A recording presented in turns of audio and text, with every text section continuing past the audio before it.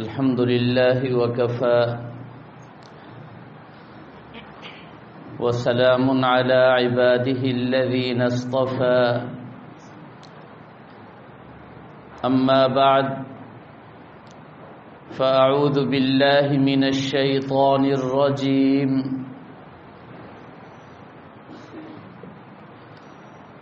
بسم الله الرحمن الرحيم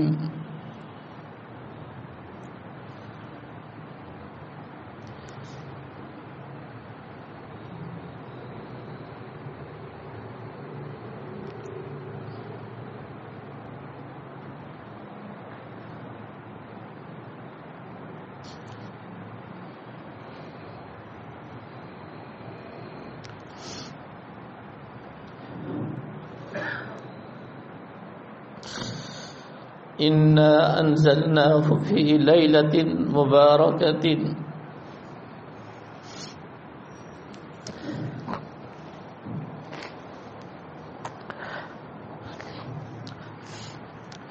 إنا كنا منذرين صدق الله العظيم.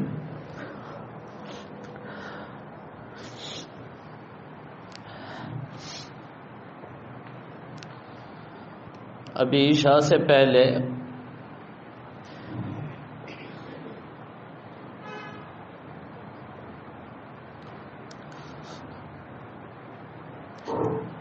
دو حدیثیں نظر سے گزری. ایک حدیث میں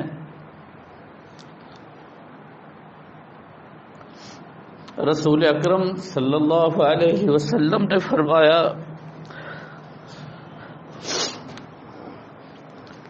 من عمل صالحا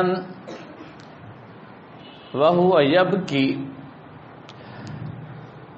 جو شخص نیک عمل کرے وهو يبكي، اس حال میں کہ وہ رو رہا ہو،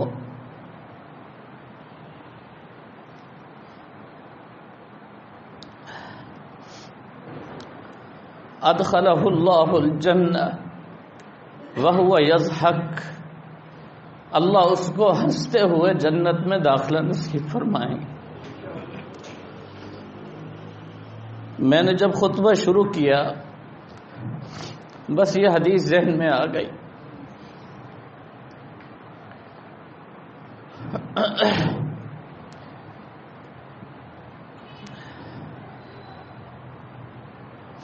اس سے ملتی جلتی ایک اور حدیث وہ ابھی اللہ تعالی نے ذہن میں ڈال دی.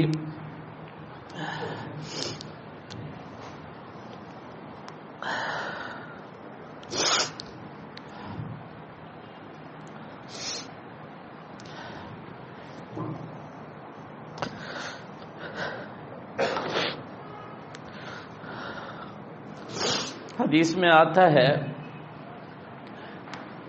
حضرت جبریل امین ہاتھ میں ایک پیالہ اٹھائے ہوئے ہوں گے. قیامت کے دن رسول اکرم صلی اللہ تعالی علیہ وسلم ان کو دیکھیں گے اور فرمائیں گے ما فی یدک قدح، جبریل امین آپ کے ہاتھ میں یہ پیالہ کیسا ہے، کس چیز کا پیالہ ہے؟ تو وہ فرمائیں گے القدح فیہ عصاة الدموع یا دموع العصاة او کما قال، فرمائے اس میں گناہگاروں کے آنسو ہیں جو میں نے اٹھائے ہوئے ہیں.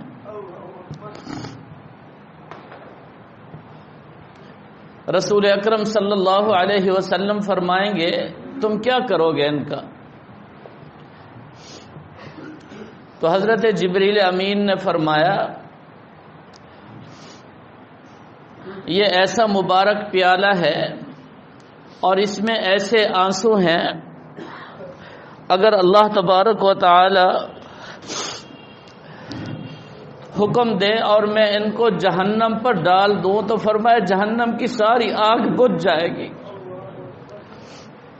ان آنسو میں اور اس پیالے میں جو آنسو ہیں اللہ نے ان میں ایسی تاثیر رکھ دی ہے، حالانکہ جہنم کی آگ ایسی اور ایسی، فرمایا کہ 70,000 سال اس کو جلایا گیا، بھڑکایا گیا، اس کے شعلے اور اس کی حرارت اور اس کی گرمائش ایسی کہ جہنم کی آگ اپنے آپ سے پناہ مانگنے لگی، اتنی شدت اس میں۔ لیکن فرمایا کہ مسلمان کا آنسو، اس میں اللہ نے وہ قوت رکھ دی کہ اس آنسو سے فرمایا جہنم کی آگ بجھ جاتی ہے۔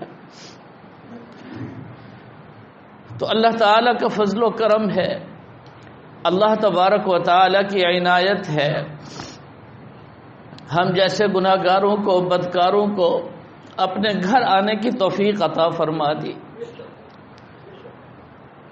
محض اسی کا کرم ہے، ہماری کیا اوقات اور ہمارے اندر کیا اعمال اور کیا صلاحیت، اگر اس ذات کا کرم نہ ہوتا اور اس کی توفیق شامل حال نہ ہوتی تو ظاہر ہے ہم یہاں کیسے اور کہاں جمع ہو سکتے تھے۔ سب محبت سے کہہ دیں الحمدللہ، اور محبت سے کہیں الحمدللہ، اور اونچی آواز میں کہیں الحمدللہ۔ اللہ کا شکر ہے، جس قدر بھی اللہ تعالیٰ کا ہم شکر ادا کریں کم ہے۔ اس لیے پہلی درخواست تو آپ حضرات سے یہ ہے کہ انشاءاللہ ہم گھنٹہ، 1.5 گھنٹہ، 2 گھنٹہ یہاں بیٹھیں گے۔ حدیث شریف میں آتا ہے عام دنوں میں جو شخص 1.5 گھنٹہ اللہ کے لیے، اللہ کی رضا کے لیے اللہ کے گھر میں اعتکاف کی نیت کر کے بیٹھ جائے تو اللہ تعالیٰ اس کو جنت میں ایک محل عطا فرما دیتے ہیں۔ اس لیے سارے بھائی اعتکاف کی نیت کر لیں، دل میں یہ خیال کر لیں کہ ہم اعتکاف کی نیت کرتے ہیں اللہ تعالیٰ کی رضا کے لیے، تو ہمارا جتنا دیر یہاں بیٹھنا ہوگا اور اعمال اور نیکیاں تو یقیناً ہوں گی، مفت میں اعتکاف کا اجر و ثواب بھی اللہ تعالیٰ ہمیں عطا فرما دیں گے۔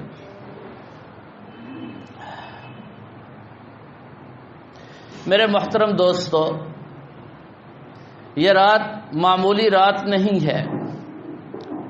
قرآن و حدیث میں اس رات کو لیلۃ الرحمہ بھی کہا گیا، یعنی رحمت کی رات۔ اس رات کو لیلۃ المغفرہ بھی کہا گیا، مغفرت کی رات، بخشش کی رات۔ اور اس رات کو لیلۃ المبارکہ بھی کہا گیا، بڑی برکتوں والی رات۔ اس رات کو لیلۃ الرضوان بھی کہا گیا۔ اللہ تبارک و تعالیٰ کی رضا کے پروانے کثرت سے انسانوں کو حاصل ہوتے ہیں، اس لیے اس مبارک رات کا نام لیلۃ الرضوان بھی احادیث میں ذکر کیا گیا، اور اس بابرکت رات کا نام لیلۃ البرات بھی ہے، شب برات جس طرح ہم کہتے ہیں۔ گویا کہ جہنم سے برات کی رات بھی یہی ہے۔ ایک حدیث مبارکہ میں آتا ہے بنو کلب عرب کا بہت بڑا قبیلہ تھا، اور اس قبیلے کی بکریاں، بھیڑ بکریاں مشہور تھیں۔ ایک ایک آدمی کے پاس ہزاروں بکریاں تھیں۔ فرمایا کہ یہ وہ بابرکت اور مبارک رات ہے کہ جس رات میں قبیلہ بنو کلب کی بکریوں پر جتنے بال ہیں ان بالوں کے برابر اللہ تبارک و تعالی اپنے بندوں کی مغفرت فرما دیتے ہیں۔ جہنم سے آزادی کا پروانہ اللہ تعالی عطا فرما دیتے ہیں۔ رمضان المبارک وہ تو شہر اللہ تبارک و تعالی فرماتے ہیں وہ تو میرا ہی مہینہ ہے۔ رمضان تو اللہ تعالی کا مہینہ ہے۔ رسول اکرم صلی اللہ علیہ وسلم فرماتے ہیں الشعبان الشہری، شعبان المعظم کا مہینہ میرا مہینہ ہے۔ یہ مہینہ رسول اکرم صلی اللہ علیہ وسلم کا اور آنے والا مہینہ اللہ تبارک و تعالی کا، یہ مہینہ بھی بڑی برکتوں والا، بڑی رحمتوں والا، اور وہ مہینہ بھی بڑی عظمتوں والا اور بڑی برکتوں والا، مسلمانوں کے لیے، اہل ایمان کے لیے بڑی فضیلت، بڑی عظمت اور اونچے درجے کا وہ مہینہ ہے۔ اس کا ایک ایک لمحہ یقین جانیے دنیا کے ہزاروں دنوں سے افضل ہے۔ رمضان کے علاوہ جتنے ایام ہیں، جتنے شب و روز ہیں، رات اور دن کے لمحات ہیں، ساری کائنات کے لمحات ایک طرف کر دیجئے، رمضان المبارک کے مہینے کا ایک لمحہ تمام لمحوں سے افضل اور زیادہ قیمتی ہوتا ہے۔ جب رمضان کا مہینہ اور اس کے لمحات اتنے افضل اور اتنے مبارک اور اتنے قیمتی ہیں تو سوچ لیجئے اسی تناسب سے اللہ تبارک و تعالی نے شعبان کے مہینے کو اپنے محبوب صلی اللہ علیہ وسلم کے نام کر دیا۔ آپ نے ارشاد فرمایا کہ یہ مہینہ میرا مہینہ ہے۔ رسول اکرم صلی اللہ تعالی علیہ وسلم جس طرح امت کے لیے رحمت للعالمین ہیں، آپ صلی اللہ علیہ وسلم نے اس بابرکت مہینے میں جو اعمال، جو وظائف، جو اقوال و اعمال ہمارے ذمے لگا دیے، ان میں سے ایک ایک عمل اسی طرح رحمتوں والا، برکتوں والا اور ہماری مغفرت کا ذریعہ بنے گا۔ اس لیے اس مہینے کو اور ان دنوں کو، خاص طور پر اس رات کو رسول اکرم صلی اللہ تعالی علیہ وسلم نے جو فضیلت، جو مقام اور جو مرتبہ عطا فرمایا ہے وہ کوئی معمولی نہیں۔ یاد رکھے انسان کو جو بھی ملا، جب بھی ملا، ذریعہ رسول اکرم صلی اللہ علیہ وسلم بنے۔ ہم شعبان میں اللہ کے محبوب صلی اللہ علیہ وسلم کو خوش کر دیں گے۔ ہم اس شعبان کے مہینے میں وہ عمل کریں گے جو رسول اکرم صلی اللہ علیہ وسلم نے کیے، رسول اکرم صلی اللہ علیہ وسلم نے کرنے کا حکم دیا۔ تو رمضان ہمارے لیے اور زیادہ عظمتوں والا، بلندی والا، مراتب اور مقام علیہ کا ذریعہ بن جائے گا۔ اور اگر ہم نے شعبان کو نظر انداز کر دیا اور اس کو کچھ بھی نہ سمجھا تو جو لوگ بھی شعبان کی تعظیم نہیں کرتے اور اس کی حرمت اور اس کے تقدس کا خیال نہیں رکھتے اور خاص طور پر اس رات کو ضائع کر دیتے ہیں، پٹاخوں میں اور پتہ نہیں شعلوں میں اور آگ کے پتہ نہیں کیا کیا گولے آسمانوں پر پھینکتے ہیں، کتنا عجیب بات ہے اور کتنا افسوسناک بات ہے۔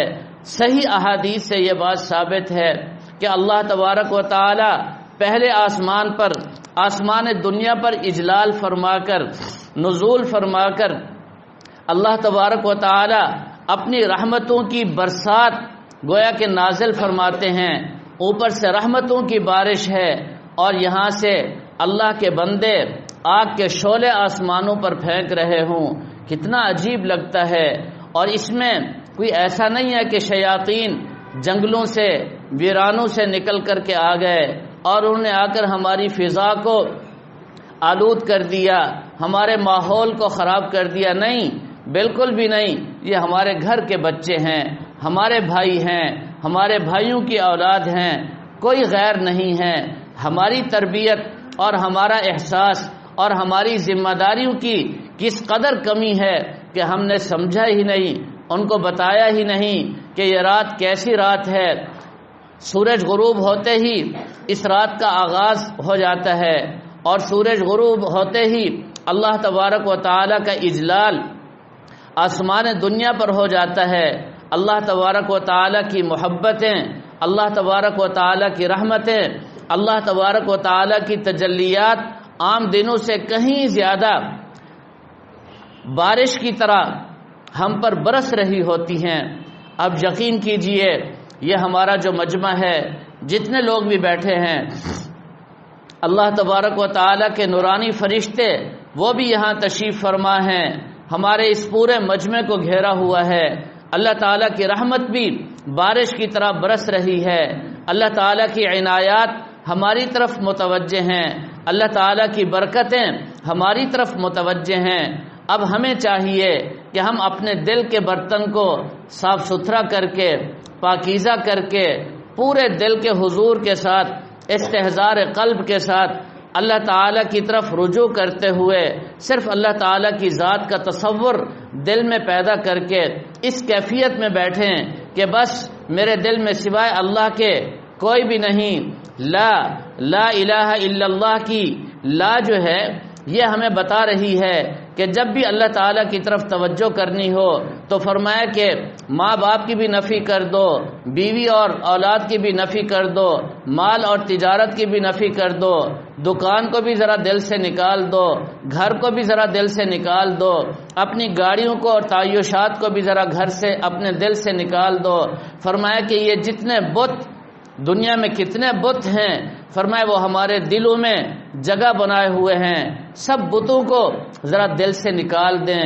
آج یہ موبائل کا بت ہے، بیٹھے ہیں یہاں لیکن پھر دل میں خیال آتا ہے کسی کی کال نہ آ گئی ہو، کسی کا میسج نہ آ گیا ہو، یہ بھی ایک عجیب بت ہے، اس کو بھی ذرا دل سے نکال دو.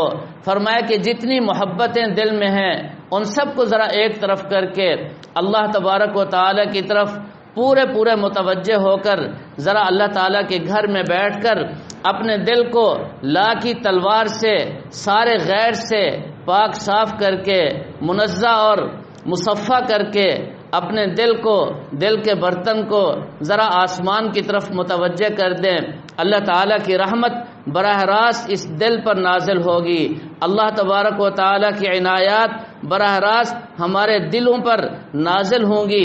یقین جانیے ہمارا بیڑا پار ہو جائے گا، ہماری دنیا کی مشکلات ختم ہو جائے گی. آخرت کے مراحل بڑے سخت ہیں، ان کی سختیاں ہم سے دور ہو جائیں گی، قبر کی سختی ختم ہو جائے گی. یہ دنیا تو کچھ بھی نہیں ہے، اس میں تو کوئی تکلیف ہو جائے باپ پوچھنے والا، ماں پوچھنے والی، بہن بھائی یار دوست آ کر پوچھ لیتے ہیں، پتہ نہیں کتنا مجمع سا جمع ہو جاتا ہے اور ہمدردی کا اظہار کر دیا جاتا ہے. کوئی ہسپتال لے کے چلا جاتا ہے، اگر پیسوں کی ضرورت ہو تو کوئی پیسے دے دیتا ہے. لیکن میرے دوستو موت کے بعد ہماری تلخی، ہماری پریشانی اور ہماری مصیبت اس کا ادراک تو کسی کو بھی نہیں ہوگا. قبر میں کون جانے کسی کے ساتھ کیا ہو رہا ہے، نہ کسی کو ہم بلا سکتے، نہ کسی کو ہم پکار سکتے. ہم ہوں گے، میں ہوں گا اور میرا رب ہوگا اور میرے رب کے فرشتے ہوں گے، مخلوقات میں سے کوئی بھی نہیں ہوگا. وہاں کی سختی اور وہاں کی مشکلات کتنی سخت اور کتنی مشکل ہوں گی.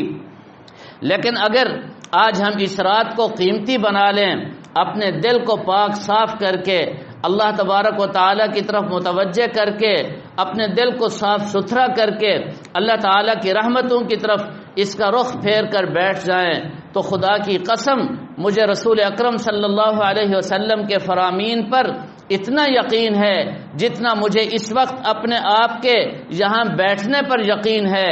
کوئی شبہ نہیں کہ میرے سامنے یہ مائک لگا ہوا، میں آپ کے سامنے بات کر رہا، مجھے اس کے جھوٹ ہونے میں تو شک ہو سکتا ہے، لیکن محبوب صلی اللہ علیہ وسلم کے فرمائے ہوئے کسی ارشاد پر کوئی شک نہیں. آپ نے فرما دیا بنو کلب کی بکریوں کے جسموں پر جتنے بال ہیں ان بالوں کے برابر اللہ تبارک و تعالی مغفرت فرما دیں گے. اور مغفرت کے بہانے اللہ تعالیٰ کو چاہیے یہ بندہ میرے گھر میں آ گیا، یہ بندہ دل سے توبہ کر لی، اللہ تعالیٰ مغفرت کا بہانہ گویا کہ تلاش کرتے ہیں، اس کو بھی بخش دو، اس کو بھی بخش دو. یہ راستے میں آتے ہوئے میرے پاس کسی عذر کی وجہ سے پیچھے چلا گیا، شروع میں نیت تو کر لی تھی، چلا تو تھا، چلو یہ بھی ایک بہانہ ہے، اس کو بھی بخش دو. اللہ تعالیٰ کی مغفرت تو بہانے تلاش کرتی ہے. ہم تھوڑی سی جستجو تو کریں، تھوڑی سی تلاش تو کریں، تھوڑا سا قدم تو اٹھائیں. حدیث شریف میں آتا ہے جو شخص ایک قدم اٹھاتا ہے اللہ تبارک و تعالیٰ 10 قدم اٹھا کر اس کی طرف لپک کر فرمایا اس کا استقبال کرتے ہیں. فرمایا کہ جو اللہ تعالیٰ کا قرب حاصل کرتا ہے شبرن ایک بالشت، اللہ تعالیٰ 10 بالشت آگے بڑھ کر اس کا استقبال کرتے ہیں. اور ایک حدیث میں اللہ کے محبوب صلی اللہ علیہ وسلم نے فرمایا جب بچہ روتا ہے ماں کی چھاتی میں دودھ ابلنے لگتا ہے، بلکہ ایک حدیث میں یہ الفاظ ہیں، بچہ گھر میں رو رہا ہے، پڑا ہوا ہے، ماں تنور پر روٹیاں لگا رہی ہے، فرمایا کہ ماں کی چھاتی میں دودھ ابلنے لگتا ہے، ماں کی محبت اور ماں کی ممتا بیدار ہو جاتی ہے۔ فرمایا ماں کو اتنی تکلیف نہیں ہوتی، بچے کے رونے پر ماں کی ممتا اتنی بیدار نہیں ہوتی، بچے کے رونے پر، فرمایا بچے کے بھوک پر، چلانے اور رونے پر ماں کی چھاتی میں دودھ اتنا نہیں ابلتا، فرمایا جتنا ایک مسلمان بندہ اللہ کی رحمت کو اپنی طرف کھینچنے کے لیے، اللہ تعالیٰ کی تجلیات کو اپنی طرف کھینچنے کے لیے اور اپنی نادانیاں اور اپنے گناہ اور اپنے جتنے بھی عصیان ہیں، فرمایا کہ ان کو ذرا سوچ کر اللہ کی طرف متوجہ ہوتا ہے۔ فرمایا اللہ تبارک و تعالیٰ کی رحمت ماں کی ممتا سے 70 گنا زیادہ اپنے بندے کی طرف لپکتی ہے، اور اللہ کی رحمت اپنے بندے کو آغوش میں لے لیتی ہے۔ ماں جس طرح اپنے بچے کو گود میں لیتی ہے، بچہ چپ ہو جاتا ہے، دودھ دیتی ہے، بچہ صبر کر کے خاموش ہو جاتا ہے، پھر ماں اس کو ہنساتی ہے، ہنستا ہوا دیکھتی ہے، تب جا کر ماں کا دل مطمئن ہوتا ہے۔ فرمایا کہ ماں سے 70 گنا زیادہ جب بندہ اللہ کی طرف متوجہ ہوتا ہے، اپنے دل کو اور اپنے دل کے برتن کو اللہ کی طرف مائل کر لیتا ہے، فرمایا استحضار قلب کے ساتھ اللہ کی رحمت، فرمایا کہ ماں کی ممتا سے 70 گنا بڑھ کر اس کو آ کر اپنے دامن آغوش میں لے لیتی ہے، پھر اللہ تعالیٰ کی رحمت اس کو ڈھانپ لیتی ہے۔ فرمایا یہ بندہ جس کو اللہ کی رحمت نے ڈھانپ لیا، فرمایا یہ ایسے پرسکون ہو جاتا ہے جیسے بچہ نہیں، فرمایا بچے سے 70 گنا زیادہ یہ بندہ پرسکون ہو جاتا ہے کہ میرے پروردگار نے، میرے خالق اور میرے مالک نے، میرے رازق نے مجھے آغوش رحمت میں لے کر، مجھے اپنی گود میں لے کر گویا کہ ایسے سلا دیا اور ایسے سہلا دیا کہ گویا کہ کوئی پریشانی تھی ہی نہیں، کوئی غم اور کوئی صدمہ تھا ہی نہیں، لیکن اس کے لیے چند شرطیں ہیں۔ فرمایا کہ اس طرح اللہ کے گھر میں بیٹھو، کہ اس طرح اللہ کے گھر میں بیٹھو کہ تمہارا دل اللہ کی طرف متوجہ ہو، سارے غیر کو دل سے نکال کر اللہ کے گھر میں بیٹھو، توبہ کی نیت سے بیٹھو، کسی کا حق مارا ہے آج نیت کر لو میں اس کو ادا کروں گا، نمازیں چھوڑی ہیں نیت کر لو میں ان کی قضا کروں گا، روزے چھوڑے ہیں آج طے کر لو میں ان کی قضا کروں گا، کسی کا حق دینا ہے، کسی کی زمین دبائی ہوئی ہے، کسی کا مال غصب کیا ہوا ہے، فرمایا سب دینے کے جذبے کے ساتھ نیت کر کے بیٹھ جاؤ اور اللہ تبارک و تعالیٰ کو دیکھو وہاں سے کیسے رحمتوں کی برسات نازل ہوتی ہے، اور پھر انسان جب اللہ کی رحمت میں آ جاتا ہے ایسا پرسکون ہو جاتا ہے، ایسا پر لطف ہو جاتا ہے اور ایسی زندگی اس کو مل جاتی ہے۔ فرمایا حیاتن طیبہ، اتنی پاکیزہ زندگی، اتنی مطہر زندگی اور اتنی پرسکون زندگی، فرمایا لا خوف علیہم ولا هم یحزنون، آج کے بعد نہ اس پر کوئی خوف ہوگا، نہ کوئی غم ہوگا، نہ کوئی تکلیف ہوگی، نہ کوئی بیماری ہوگی، نہ کوئی صدمہ ہوگا، اس کے سارے کام وہی ذات بنائے گی جس ذات نے اس کو ماں کے پیٹ میں پتہ نہیں کتنے پردوں میں، ماں کو بھی پتہ نہیں کہ اس کی تصویر کیسے بنی، اس کے نقش و نگار کیسے بنے، اس کی رنگت کیسے ہوئی، ہڈیاں کب آئیں، ہڈیوں پر گوشت کب چڑھا، گوشت کے اوپر چمڑا کیسے آیا، اور اس کی آنکھوں میں بینائی کب اللہ تعالی نے ڈالی، زبان میں قوت گویائی کا فیصلہ کب ہوا، ماں کے پیٹ میں ہے، ماں کے پیٹ میں اس کا نقشہ بھی بن رہا ہے، تصویر بھی بن رہی ہے۔ هو الذی یصورکم فی الارحام کیف یشاء، فرمایا ماں کے رحموں میں تمہاری تصویر کون بناتا ہے، ذرا غور تو کرو، نہ تمہاری ماں کو پتا، نہ تمہارے باپ کو پتا، نہ تمہاری ماں کو کوئی خبر کہ خوراک کیسے دی جا رہی ہے، ماں کے پیٹ میں کتنے دن بچہ زندہ رہتا ہے، حرکت کرتا رہتا ہے، سانس لیتا رہتا ہے، کتنے پردوں میں اللہ تعالیٰ اس کو بند کر کے اس کے سانس کو بھی باقی رکھتے ہیں، اس کی قوت گویائی کو بھی محفوظ رکھتے ہیں، قوت بصارت بھی اس کی محفوظ ہے، قوت سماعت بھی محفوظ ہے، قوت بطش پکڑنے کی قوت بھی محفوظ ہے، قوت مشی چلنے کی قوت بھی محفوظ ہے۔ یہ بچہ کتنا پیک ہوتا ہے اور کتنا بند ہوتا ہے اور کتنے پردوں میں ہوتا ہے، لیکن ان پردوں میں اس کو زندگی دینے والا، اس کو اعضاء دینے والا اور ان اعضاء پر گویا کہ یہ ساری قوتیں اللہ تبارک و تعالی عطا فرماتے ہیں۔ فرمایا ماں کو بھی پتہ نہیں، وہ ذات جانتی ہے، اس ذات کو پتہ ہے، اس ذات کے علم میں ہے کہ ماں کے پیٹ میں یہ سارے نقش و نگار کیسے بنانے ہیں، کس طرح بنانے ہیں۔ پتہ نہیں کتنے نمونے دنیا میں آئے، قیامت تک آئیں گے۔ حضرت آدم سب سے پہلے آئے اور قیامت تک جتنے بھی لوگ آئیں گے، یاد رکھیں کوئی ایک مرد بھی ایسا نہیں کہ اس جیسے بال اللہ نے کسی دوسرے کو دیے ہوں، اس جیسا ہاتھ کسی دوسرے کو دیا ہو، اس جیسی آنکھ اللہ نے کسی دوسرے کو دی ہو۔ آپ دیکھ لیں ظاہری نمونے، کسی کی آنکھ ایک جیسی نہیں، کسی کا ناک ایک جیسا نہیں، کسی کی پیشانی ایک جیسی نہیں، پیشانی کے بل ایک جیسے نہیں۔ وہ ایسی عظمتوں والی ذات، ایسی برکتوں والی ذات اور ایسے خزانے رکھنے والی ذات، اس ذات کے دربار میں جب ہم بیٹھ کر توبہ کی نیت سے بیٹھیں گے اور اس ذات کے فیوز و برکات رحمتوں کو سمیٹنے اور حاصل کرنے کی نیت سے بیٹھیں گے، تو پھر یاد رکھیں ماں کی ممتا، ماں کی محبتیں اتنی نہیں جتنا اس پروردگار کی محبت اپنے بندے سے۔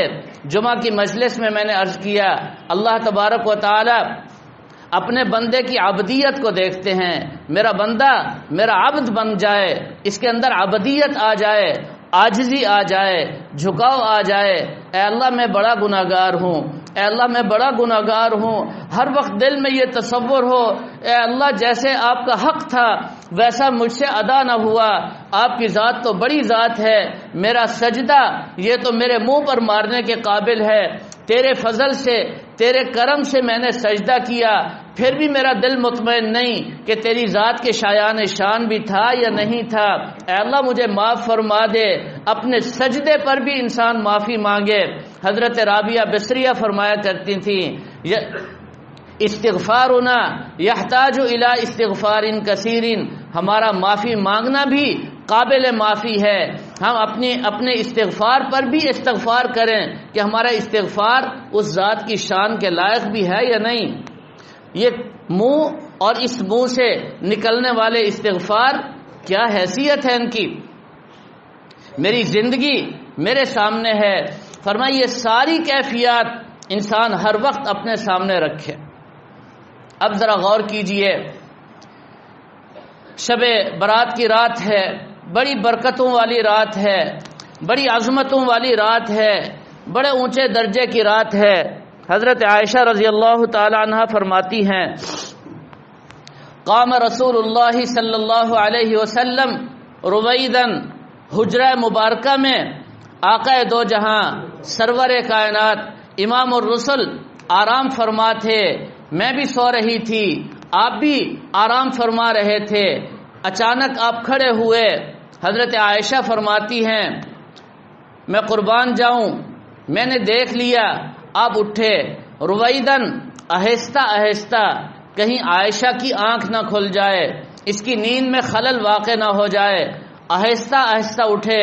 فرمایا کہ دروازے کو کھولا، آہستہ آہستہ، رویدن کے الفاظ ہیں، آہستہ آہستہ دروازہ کھولا، باب جبریل کی طرف تشریف لے گئے۔ وہاں سے ایک جنت کی گلی ہے جو بقیع کی طرف جاتی ہے۔ قربان جائیے، آج تو تعمیرات میں بڑی تبدیلیاں آ گئیں، ورنہ کچھ عرصہ پہلے تک یہ جنت کی گلی وہاں موجود تھی، وہ اس کے نقشے بھی موجود تھے، وہ راستہ بھی موجود تھا۔ رحمت دو عالم صلی اللہ تعالی علیہ وسلم باب جبریل سے جنت البقیع میں تشریف لے جایا کرتے تھے اور وہ راستہ متعین تھا۔ امام مالک رحمہ اللہ تعالی 17 سال اس گلی میں چلتے تھے، فرماتے تھے یہ جنت کی گلی ہے۔ کسی نے پوچھا امام مالک یہ جنت کی گلی آپ کو کس نے بتایا؟ فرمایا کہ یہ وہ متعین جگہ ہے جہاں میرے محبوب صلی اللہ علیہ وسلم کے قدم مبارک آئے۔ فرمایا جہاں جہاں آپ کے قدم مبارک آئے، فرمایا وہاں اللہ نے جنت بسا دی، فرمایا یہ جنت کی گلی ہے۔ امام مالک رحمہ اللہ تعالی جھک کر بڑی عاجزی سے جوتے دور پھینک کر اپنے پاؤں کو کئی مرتبہ پاک اور صاف فرماتے، بار بار دھوتے، دھو کر جنت کی گلی سے چلا کرتے تھے۔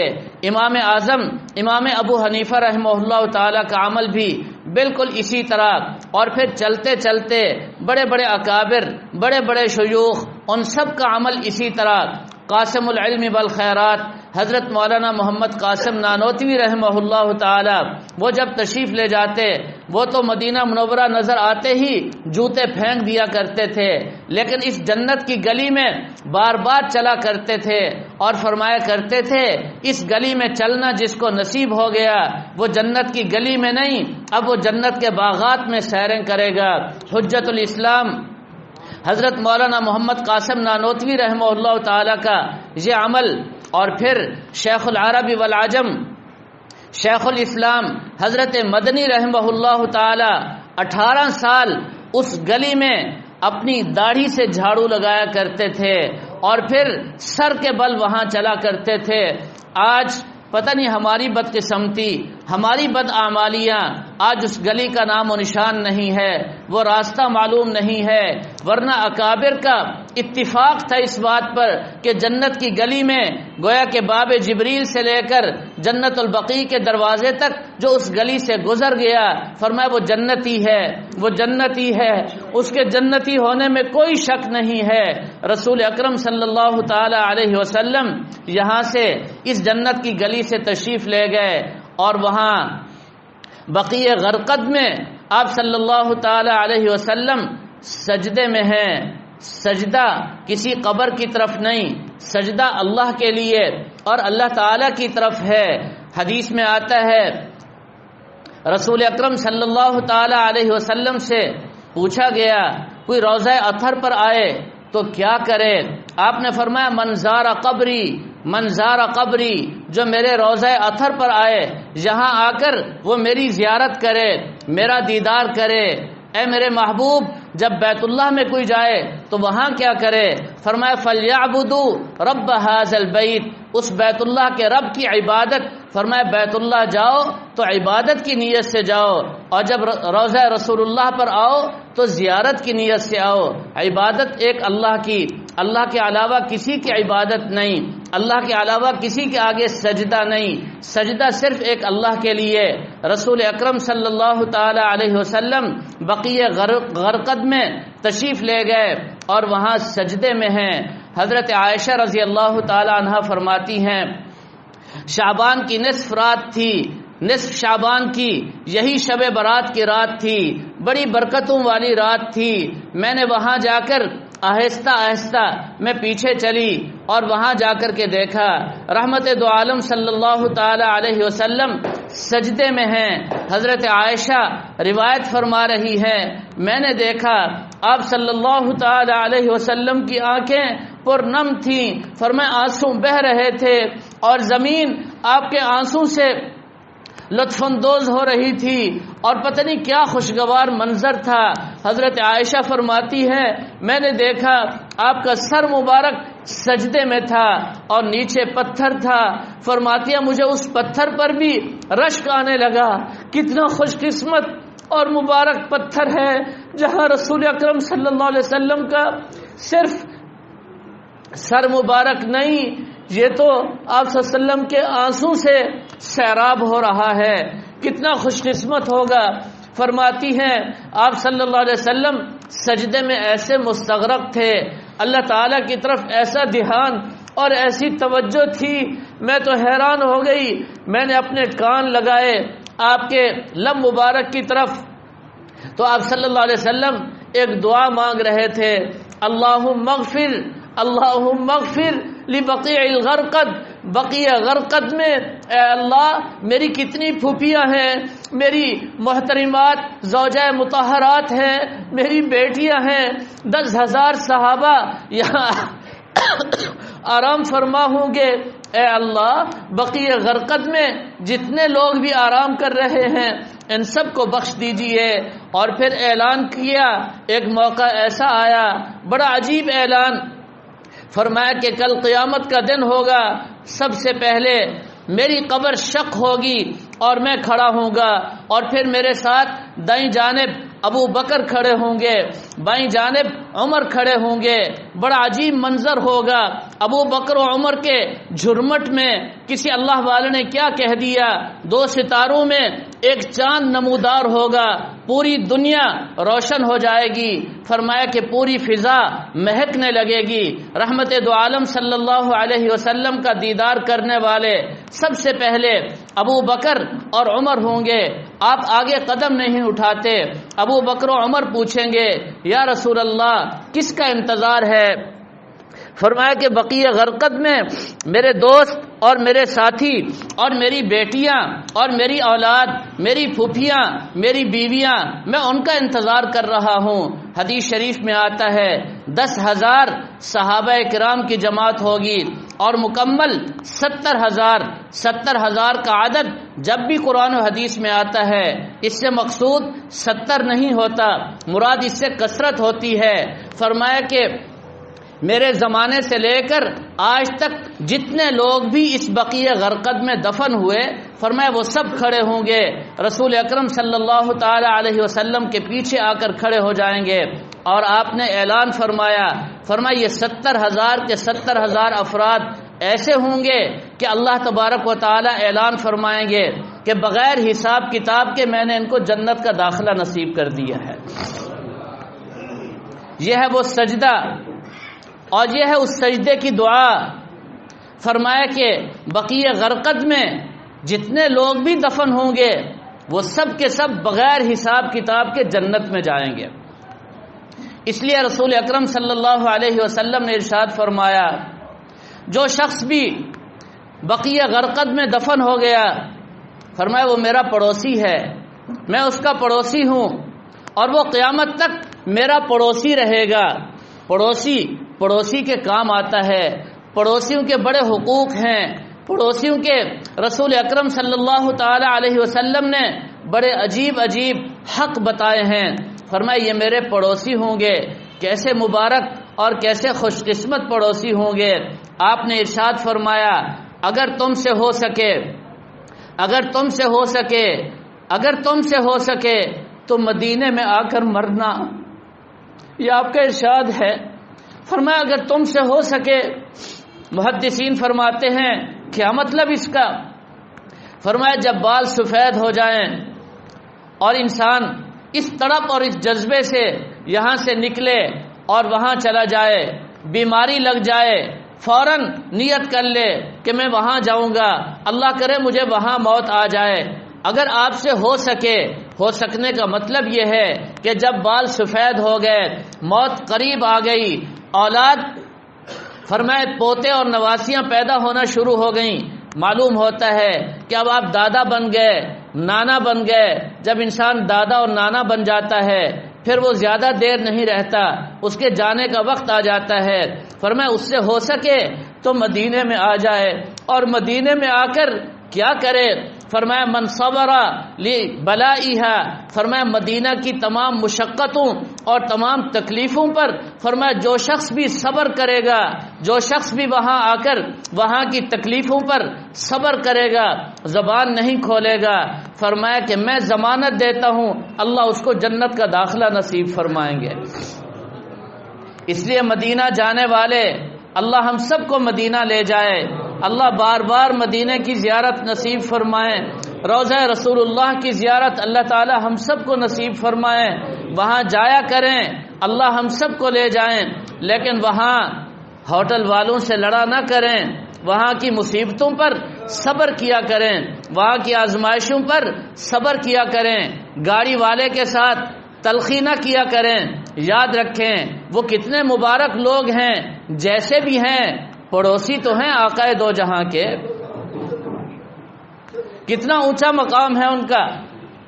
فرمایا کہ ان کو کچھ دے دیا کریں، نرمی کا برتاؤ کیا کریں، خرید و فروخت میں زیادہ الجھا نہ کریں، وہاں آپ نہیں جانتے وہ کیسا مقام ہے۔ بڑے اونچے درجے کی جگہ ہے، تو یہ ہے بقیہ غرقد، اور یہ ہے شعبان کی نصف رات، اور اس نصف رات میں رسول اکرم صلی اللہ تعالی علیہ وسلم کا عمل جو ہمارے سامنے آیا وہ بخشش کا ہے، وہ مغفرت کا ہے، آنسو بہانے کا ہے، سجدہ کرنے کا ہے۔ فرمایا اس رات کو بازاروں میں گھوم پھر کر، گھروں میں بیٹھ کر، موبائلوں کے سامنے بیٹھ کر اس رات کو ضائع مت کرنا، اس رات کو سجدوں میں آنسو بہا کر اور اپنی نافرمانیوں اور اپنی زندگی بھر کے گناہوں کی لسٹ اپنے سامنے رکھ کر اپنے اللہ کو راضی کرنا۔ پتہ نہیں اگلا سال ہمیں نصیب ہوتا ہے کہ نہیں ہوتا۔ یہ فیصلے کی رات بھی ہے، کس نے مرنا ہے، کس نے زندہ رہنا ہے، اور کس نے بیمار ہونا ہے، کس نے صحت مند رہنا ہے۔ فرمایا اس رات میں یہ سارے فیصلے اوپر سے ہوتے ہیں، اعلانات ہوتے ہیں، ہر ایک کی تقدیر لکھی ہوئی فرشتوں کے حوالے کر دی جاتی ہے۔ اس لیے میرے محترم دوستو، اپنے اس بیٹھنے کو معمولی نہ سمجھے، میں تو آپ کو یہی سمجھا رہا ہوں، اللہ تعالیٰ کا احسان ہے، اللہ تعالیٰ کا کرم ہے، اس ذات کا فضل ہوا کہ ہم یہاں آ گئے۔ اگر اس کی توفیق نہ ہوتی پتہ نہیں ہم کہاں ہوتے۔ ذرا محبت سے کہہ دیں اس پر الحمدللہ، اور اونچی آواز میں کہہ دیں الحمدللہ۔ یہ جملہ کوئی معمولی نہیں۔ فرمایا جس نے ایک مرتبہ الحمدللہ کہا، فرمایا کہ تملأ المیزان، میزان عمل، فرمایا اس ایک مرتبہ الحمدللہ کہنے سے میزان عمل کا ترازو نیکیوں سے بھر جاتا ہے۔ ایک روایت میں آتا ہے آسمان اور زمین کے درمیان جتنا خلا ہے، فرمایا الحمدللہ کہنے سے اللہ تعالیٰ اتنا نیکیاں عطا فرما دیتے ہیں کہ یہ پوری فضا نیکیوں سے بھر جاتی ہے۔ اس لیے محبت سے کہیں الحمدللہ۔ تھوڑا سا پانی لے۔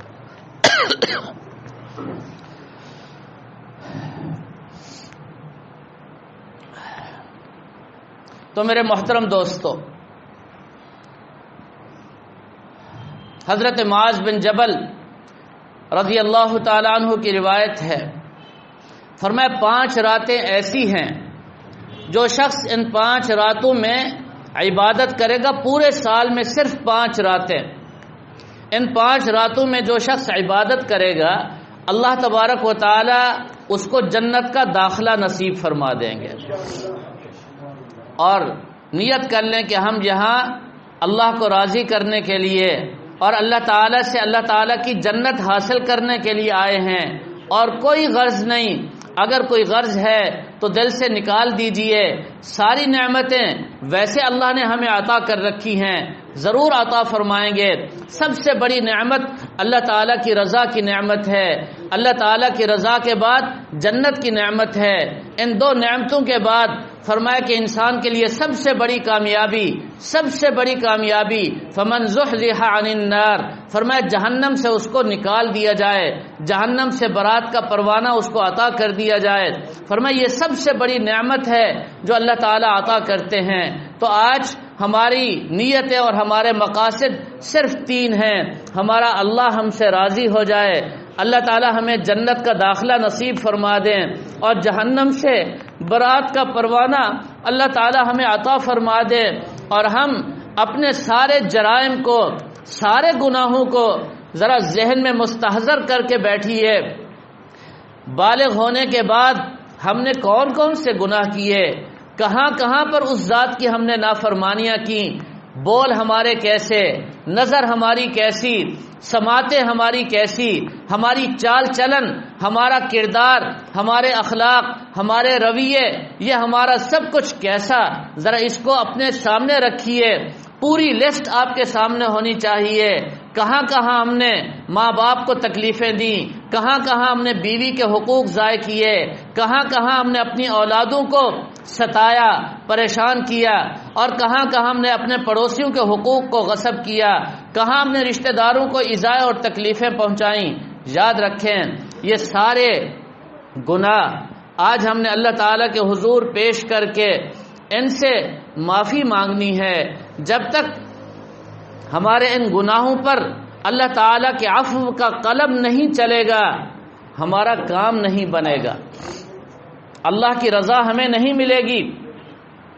حضرت معاویہ رضی اللہ تعالیٰ عنہ فرماتے ہیں 7 بد نصیب اور بدبخت ایسے لوگ ہیں کہ اس رات عبادت کے باوجود اللہ تعالیٰ نہ ان سے راضی ہوں گے، نہ ان کو جنت ملے گی، نہ جہنم سے ان کو نکالا جائے گا۔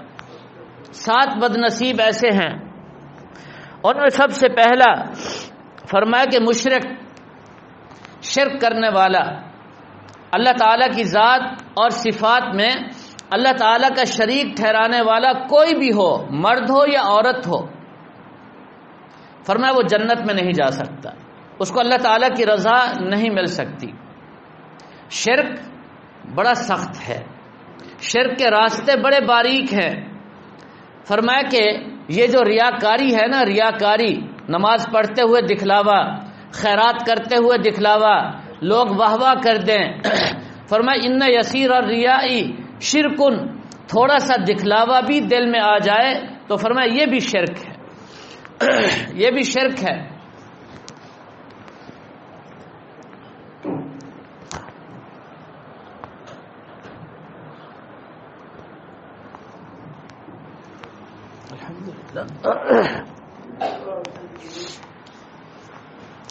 شرک سے توبہ کرنی ہے، جو شرک ہو چکا اللہ تعالیٰ سے گڑ گڑا کر ہم نے معافی مانگنی ہے اور آئندہ شرک نہیں کرنا۔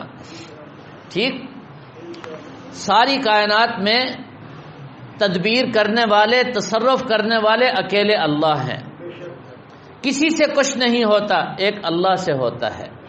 یہ ہے توحید۔ جب تک عقیدہ توحید نہیں ہوگا اور شرک ہمارے دلوں سے نہیں نکلے گا، بخشش نہیں ہوگی، یاد رکھیں۔ نمبر 2 فرمایا کہ شراب پینے والا، اس کی بھی بخشش نہیں ہے۔ شراب پی ہے، توبہ کریں، توبہ کریں، بڑا سخت گناہ ہے۔ فرمایا اس رحمت والی رات، اس مغفرت والی رات جہاں اللہ تعالیٰ کی رحمت عام ہوگی اور مغفرت کے پروانے عام تقسیم ہوں گے، لیکن فرمایا یہ بد نصیب اور بدبخت ایسا ہے جس نے شراب پی ہے، اس کی بخشش کبھی بھی نہیں ہوگی۔ نمبر 3 فرمایا شلوار ٹخنے سے نیچے لٹکانے والا، شلوار ٹخنے سے نیچے پہننے والا، ازار اور تہبند کو ٹخنے سے نیچے لٹکانے والا، فرمایا اس کی بھی بخشش نہیں ہوگی۔ یہ چاہے ساری رات رو رو کر قرآن پاک کی تلاوت کر کر کے، اللہ کا ذکر کر کر کے اللہ تعالیٰ سے معافیہ مانگے، مغفرت طلب کرے، اللہ اس کو نہیں بخشیں گے، اس کو جنت نہیں ملے گی۔ صحیح حدیث میں یہ بات موجود ہے۔ آج توبہ کریں، ہم شلوار ہمیشہ ٹخنوں سے اوپر رکھیں گے۔ دیکھیں ہمارے نوجوان یہود و نصارہ کو دیکھ کر آج کچھے پہن کر گھٹنے بھی ننگے کیے ہوئے ہیں، ہم سب کے سامنے ہیں، اور ہم اپنے محبوب صلی اللہ علیہ وسلم جن کے کمالات اور جن کے احسانات غیر معمولی ہیں، ایک ایک احسان کا بدلہ ساری دنیا نہیں دے سکتی۔ آپ صلی اللہ علیہ وسلم کے احسانات اگر میں بتاؤں تو پھر پوری رات چاہیے۔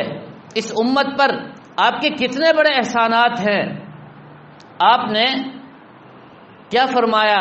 چھت کے اوپر اگر منڈیر نہ ہو تو وہاں مت سویا کرو۔ آج آپ دیکھتے نہیں ہیں پتنگ اڑاتے ہوئے بچے گرتے ہیں، کتنے نقصانات ہوتے ہیں، ان کی ہمدردی ہے۔ ان کے احسانات میں سے ہم پر کتنا بڑا احسان ہے۔ فرمایا کھانا کھانے کے بعد انگلیوں کو صاف کر لیا کرو۔ اگر ہم انگلیاں صاف نہ کریں کتنے نقصانات ہو سکتے ہیں۔ کوئی کیڑا، کوئی ایسی چیز اس کی خوشبو پر اور اس کے کھانے پر آ جائے اور ہمیں ڈس جائے، کتنا تکلیف ہوگی۔ یہ تو جسمانی تکلیفیں ہیں۔ میرے محترم دوستو، آپ کے احسانات کا دائرہ روحانی طور پر بھی، اخلاقی طور پر بھی، عملی طور پر بھی اور اخروی لحاظ سے بھی، دنیاوی لحاظ سے بھی بہت وسیع ہے، ہم اس کا احاطہ نہیں کر سکتے۔ رسول اکرم صلی اللہ تعالی علیہ وسلم نے فرمایا شلوار مرد ٹخنوں سے اوپر رکھے، لیکن آج ہماری عورتوں نے شلوار ٹخنوں سے اوپر رکھنا شروع کر دی، مردوں کو چڑھاتی ہیں، وہ دیکھتے ہیں نا آپ لوگ، وہ ہمیں چھیڑ کر جا رہی ہوتی ہے، حکم تمہیں تھا اور عمل ہم کر رہی ہیں۔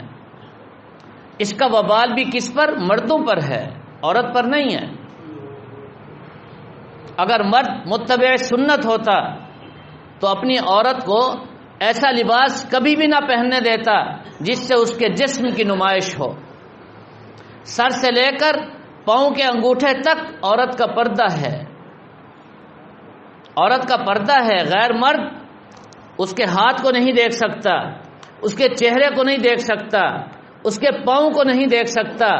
قرآن پاک سورہ نور آپ اٹھا کر کے دیکھیے، فرمایا وَلَا يَضْرِبْنَ بِأَرْجُلِهِنَّ، فرمایا کہ عورت جب چلتی ہے اس کے پاؤں کے پازیب کی آواز، پازیب پاؤں کا زیور، بجتا ہوا زیور جو پاؤں میں عورت پہنتی ہے، فرمایا کہ اس آواز کا بھی پردہ ہے۔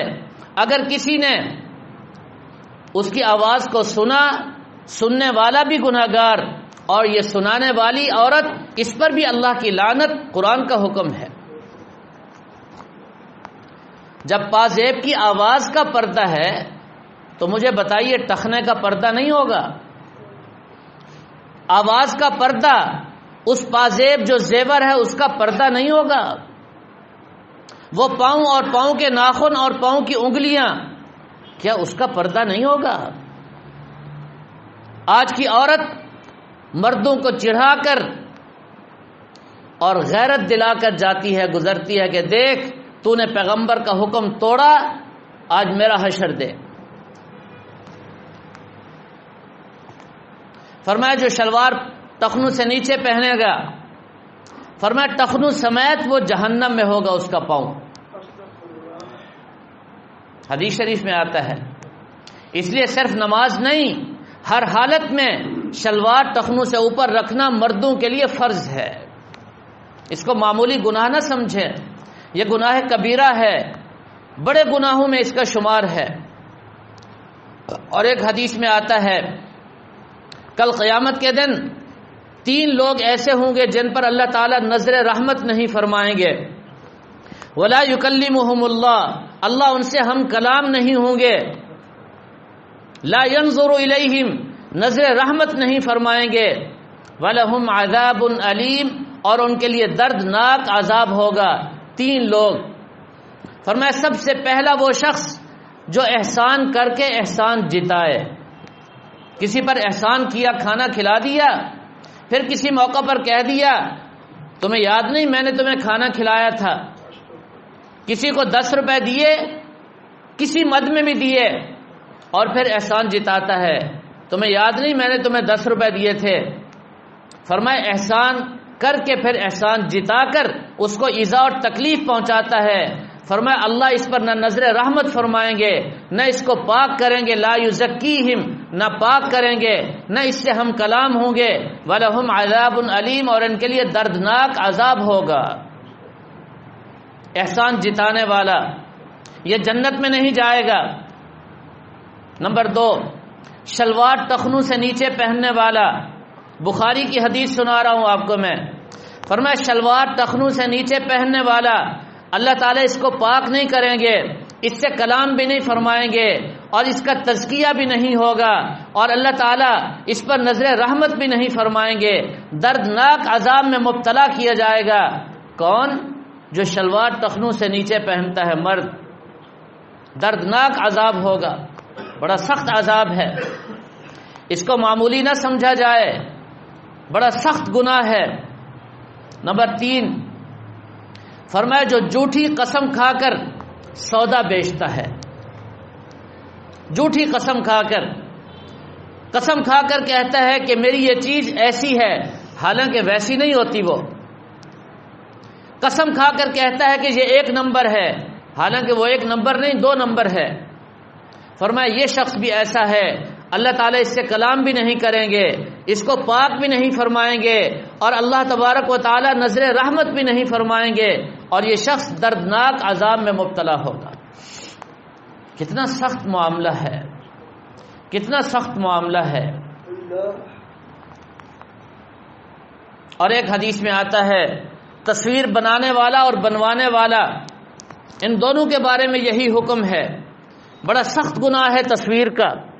آج ہم لوگ کتنی تصویریں بناتے ہیں، موبائل آ گئے اور جناب جگہ جگہ تصویر، جگہ جگہ ضرورت اور بغیر ضرورت کے خوش ہوتے ہیں۔ یہ گناہ ہے، اس سے بچنا چاہیے۔ نمبر 4، ماں باپ کا نافرمان، ماں باپ کو ایذا پہنچانے والا، ماں باپ کو تکلیفیں دینے والا، فرمایا کہ یہ جنت میں نہیں جائے گا، اس بابرکت رات میں بھی اس کی مغفرت نہیں ہوگی۔ رمضان کے سارے روزے رکھے، ساری رات قیام کرے، تہجد پڑھے، فرمایا اگر ماں باپ کا نافرمان ہے، ماں باپ کو ایذا پہنچانے والا ہے، ماں باپ کو گالیاں دینے والا ہے، فرمایا یہ شخص بھی جنت میں نہیں جائے گا، اللہ کی رضا اس کو نصیب نہیں ہوگی۔ تفصیل کا وقت نہیں، حضرت علقمہ کا واقعہ بڑا مشہور ہے، روح قبض نہیں ہو رہی، بڑی تکلیف میں ہے، اللہ کے محبوب پیغمبر کے صحابی ہیں، آپ صلی اللہ علیہ وسلم تشریف لے گئے، جب اس کی حالت کو دیکھا فرمایا اس کی ماں کہاں ہے، بلاؤ۔ ماں کو بلایا گیا، اس نے کہا میں اس کا چہرہ نہیں دیکھنا چاہتی، ناراض ہوں۔ فرمایا بس اس وجہ سے ہے۔ لمبا واقعہ ہے۔ آپ نے علقمہ کی ماں کو کہا اماں جان لکڑیاں جمع کرو۔ یا رسول اللہ کیوں؟ فرمایا کہ میں آگ جلاتا ہوں۔ عرض کیا یا رسول اللہ کیا ہوا؟ فرمایا تمہارے بیٹے کو آگ میں جلاتا ہوں۔ اب ماں کی مامتا جاگی، ماں کہاں برداشت کر سکتی ہے، فرمایا اس کو معاف کر دو ورنہ یہ آگ میں جلے گا۔ صحابی ہونے کے باوجود یہ میرے اور آپ کے لیے نمونہ ہے۔ ماں نے معاف کیا، اچھے طریقے سے کلمہ پڑھتے ہوئے روح قبض ہوئی۔ ماں کی رضا ہے تو جنت ہے۔ قاضی احسان شجاع آبادی کا واقعہ یاد آیا، بڑے اللہ والے تھے، اونچے درجے کے بزرگ تھے، ختم نبوت کے سپاہی تھے، ساری زندگی ختم نبوت کے محاذ پر وہ کارنامے سر انجام دیے، رہتی دنیا تک وہ یاد رکھے جائیں گے۔ آج بیت اللہ کا طواف کرتے کرتے فارغ ہوئے، ایک بوڑھی عورت ساتھ ہے، اس کو لٹا کر اس کے پاؤں دبا رہے ہیں۔ ماں نے کہا بیٹا کیا کرتے ہو؟ قاضی احسان احمد جیسا ولی اور بزرگ کہنے لگا اماں جان اللہ کے نبی نے فرمایا الجنت تحت اقدام الامہات، جنت کو میں نے ماں کے قدموں میں سجا دیا ہے، میں تو جنت تلاش کر رہا ہوں۔ ماں کی زبان سے ایک جملہ نکلا، بڑا عجیب جملہ۔ ماں نے کہا اچھا بیٹا اللہ تجھ سے راضی ہو نمبر 1، اور اللہ کرے دنیا کا بادشاہ تیری جوتیاں اٹھائے۔ یہ جملہ نکل گیا۔ بہاولپور کی تاریخ اٹھا کر کے دیکھیں، قاضی احسان احمد نے بیان کیا اور وقت کا بادشاہ سردار وہ آ کر جوتے اٹھا رہا ہے، ساری دنیا پیچھے بھاگی اس کو روکنے کے لیے۔ بادشاہ سلامت آپ کیا کرتے ہیں؟ قاضی احسان نے سب کو روکا، خبردار اٹھانے دو، یہ خود جوتیاں نہیں اٹھا رہا، میری ماں کی دعا اٹھوا رہی ہے۔ یہ ہے ماں کی دعا۔ آج ہم ماں کو کس لہجے میں پکارتے ہیں، کس انداز سے بات کرتے ہیں، کبھی سوچا ہے؟ اگر نہ چاہتے ہوئے بھی ماں کی زبان سے کوئی بد دعا نکل گئی تو دنیا میں اس کا خمیازہ بھگتنا پڑے گا۔ ماں کو نہ ستایا کرو، ماں کے دل کو دیکھو، اس کے دل میں اللہ نے کیا نور رکھا ہے اور تمہارے لیے اس میں کتنا بڑا سرمایہ ہے، اب سوچ بھی نہیں سکتے۔ آج توبہ کرنی ہے۔ ہم نے ماں باپ کو ستایا ہے، بڑے گناہ کیے ہیں، اے اللہ سارے گناہ لے کر تیری رحمت کا اور تیری مغفرت کا ہم پانی لے کر سب کچھ دھونا چاہتے ہیں۔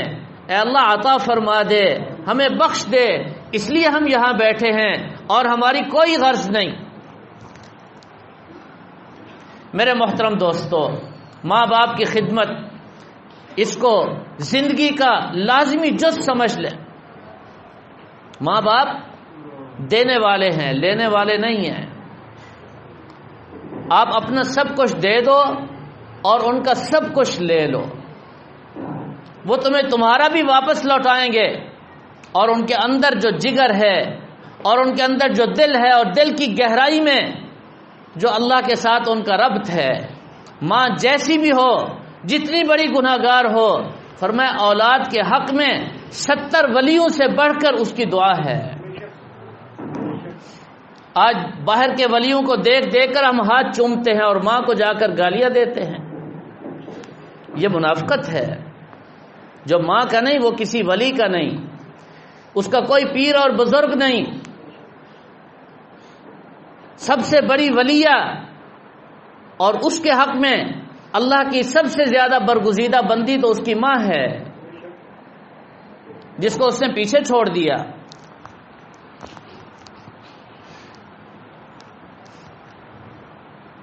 میرے محترم دوستو، یہ رات بڑی مبارک رات ہے، بڑی برکتوں والی رات ہے۔ اس رات کو معمولی نہ سمجھیں، اور یہ رمضان کو گزارنے کا طریقہ اور نمونہ سکھانے کے لیے، بتانے کے لیے اللہ نے ہمیں عطا فرما دی ہے۔ ہم نے راتیں کیسے گزارنی ہیں آج مشق کر لو، اور کل روزہ رکھ کے ذرا ذہن بنا لو کہ رمضان کے روزے ہم نے کس طرح رکھنے ہیں۔ البتہ یہ بات ذہن نشین فرما لیں، یہ روزہ سنت مؤکدہ نہیں ہے، نفل ہے۔ صومو نہارہا قوموا لیلہا، فرمایا رات کو قیام کرو، رات بھر عبادت کرو اور دن کو روزہ رکھو، حکم ہے۔ لیکن یہ فرض واجب اور سنت نہیں، نفل ہے، ہماری تربیت کے لیے ہے۔ جو شخص رکھے گا بڑا اجر و ثواب ہے، نہیں رکھے گا کوئی گناہ نہیں ہے۔ عبادت بڑی ہے، فضیلت بڑی ہے، اس سے بڑھ کر اور کیا ہو سکتا ہے؟ ہم سب کے محبوب صلی اللہ علیہ وسلم نے ہمیں حکم دے دیا روزہ رکھو۔ اس کے علاوہ اب حضرات کو یہاں نصف رات یعنی شب برات کی عبادات کا طریقہ یہاں چھپا ہوا مل جائے گا، آپ حضرات اس کو لیں، اپنی مستورات کو بھی جا کر کے دیں۔ 6 رکعت نماز نفل ہم نے کس طرح پڑھنی ہے اس میں پورا طریقہ لکھا ہوا ہے، اور ہر نماز کے بعد 1 مرتبہ سورہ یاسین پڑھنی ہے، اور اس کے بعد تفاسیر میں ایک دعا آئی ہے، بڑی جامع اور بڑی مجرب دعا ہے، اس دعا کو ہم نے دیکھ کر پڑھنا ہے، لیکن دل کی گہرائی سے اللہ تعالیٰ سے مانگنا ہے، گڑ گڑا کر، ٹھیک؟ اس میں طریقہ مکمل لکھا ہوا ہے، وہ آپ حضرات لے کر کے جائیں۔ بڑا مبارک عمل ہے، بزرگوں کا مجرب عمل ہے، لیکن حدیث سے ثابت نہیں ہے، یاد رکھیں۔ اس رات کی کوئی عبادت سنت سے ثابت نہیں ہے۔ قرآن و حدیث سے صرف اتنا ثابت ہے کہ یہ رات اللہ کی رضا کی رات، یہ رات اللہ تعالیٰ کی رحمتوں کی رات، برکت کی رات، مغفرت کی رات، جہنم سے آزادی کے پروانے کی رات، بڑی مبارک رات۔ فرمایا قوموا لیلہا، اس رات کو بیدار رکھو، شب بیداری کرو، لیکن کرو کیا؟ کچھ بھی نہیں۔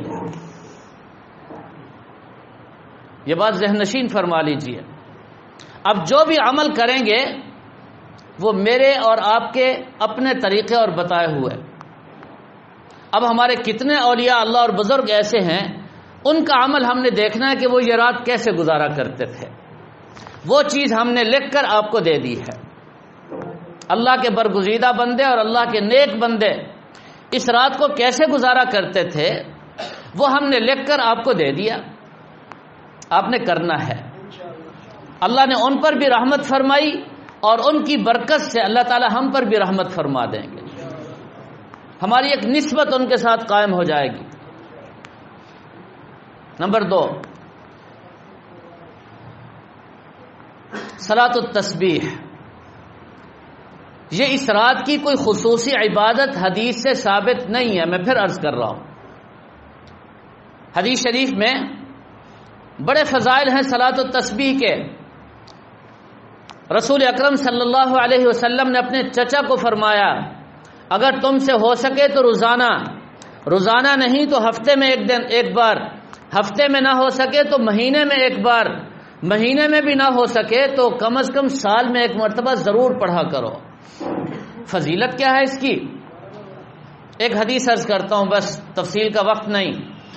فرمایا اس کی فضیلت یہ ہے کہ دنیا کے جتنے بھی صابن ہیں ان کو جمع کر کے آپ ایک کپڑے کو دھوئیں اور اتنا دھوئیں کہ وہ صاف ستھرا اور پاکیزہ ہو جائے۔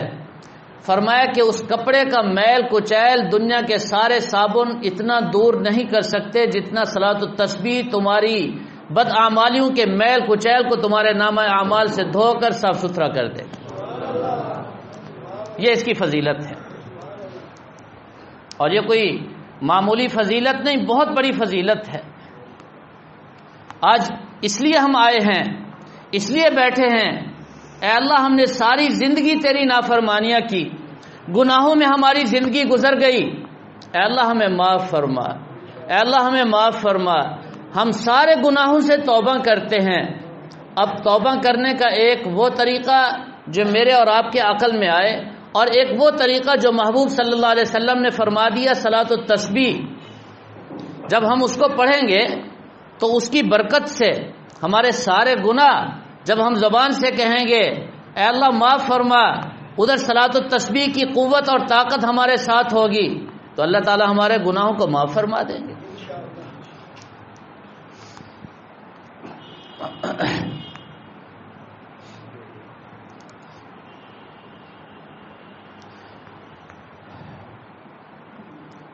اس کے بعد